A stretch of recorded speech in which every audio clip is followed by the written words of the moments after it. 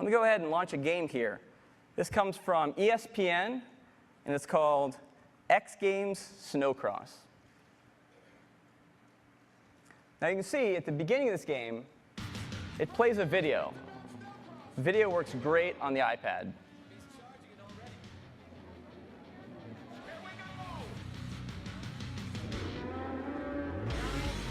Can you say never say die attitude? Oh, super smooth, and look at that. Nice, a big extension prize to get down on the inside. All right, let's skip the rest of the video here and get right to the game.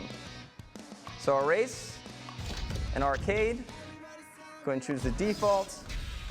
I will race Breckenridge with Levi, and let's go. So here you can see this is an OpenGL ES game, so it really drives the graphics hardware. And again, this is an unmodified game right off the App Store.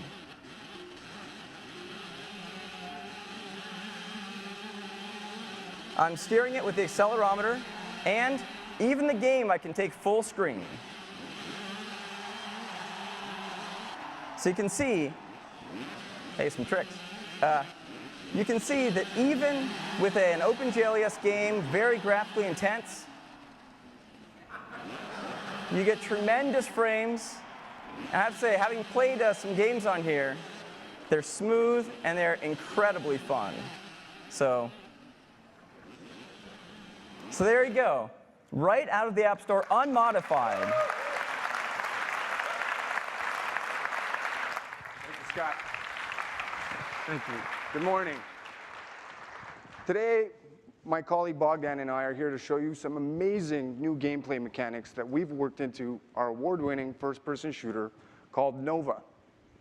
So what's different about Nova on the iPad versus Nova on the iPhone or the iPod Touch? Well, when you hold the device in your hands, you'll see the display is just huge, which makes the game immensely fun to play. But the size also gives you a lot more flexibility when it comes to controlling the game. For example, I can slide the D-pad up and down the side of the screen. Or if I want to quickly access some firepower, I can drag the rocket launcher down next to the fire button. So with the controls set up how we like, take a look at the bottom left corner of the screen. We've added a mini-map, and you can stretch the mini-map out across the screen just by dragging the corner with your finger. When we do that, you'll notice that there's this red dot on the screen. This tells us that there's an enemy nearby. Well, another cool feature that we've added is that now you can slide 2 fingers across the screen to throw grenades, like so.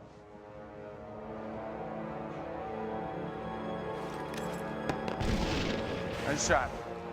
So the iPad gives us the ability to interact with the game world in ways that weren't really possible before. In order to open these airlocks, you physically apply 3 fingers to the control disk and turn your hand in order for the passage to open. Now, we all know that first-person shooters are about combat. So we designed a system that we're calling MTA, Multiple Target Acquisition. With the rocket launcher selected, you can drag a targeting box around a group of enemies and then fire on all of them simultaneously. Check it out.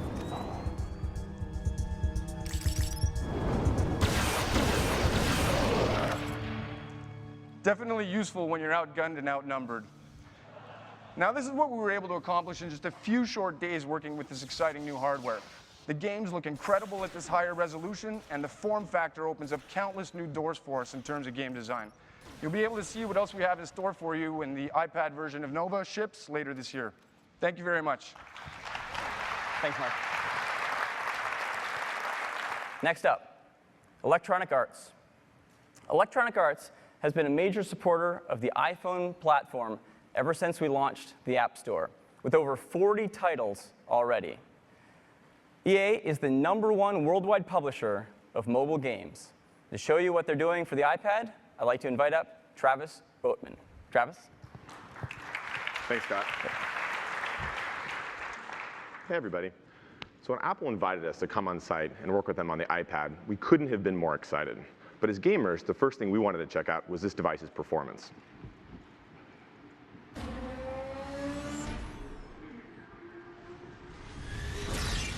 And what better game than Need for Speed?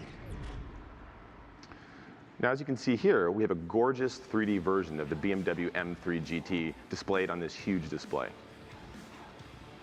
What you're going to see next took us a very short period of time to get up and running on the device. And the reason why that's important is that means we're going to be able to bring all of our other great EA games from the App Store to this device in no time.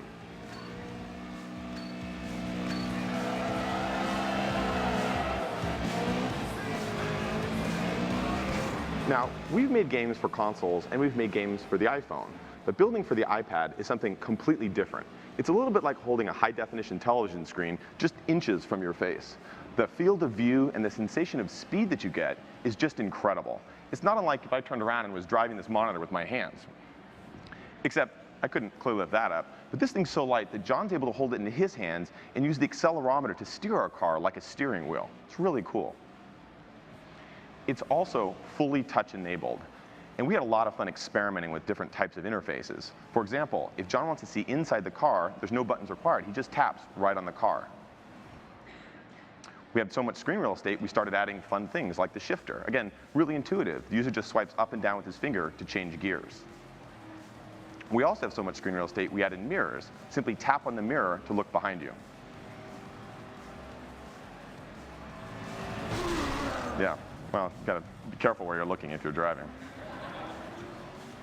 But other than just a large screen and it being completely touch sensitive, again, for us, performance is really important. And a game like Need for Speed really pushes the limits. So we want to show you exactly how fast this device in this game really goes.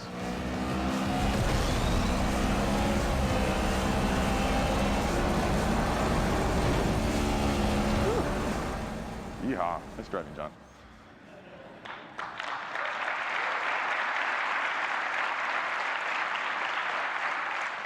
So that's Need for Speed running on the iPad, and you can expect a lot more great stuff coming from EA soon. Thanks, everybody.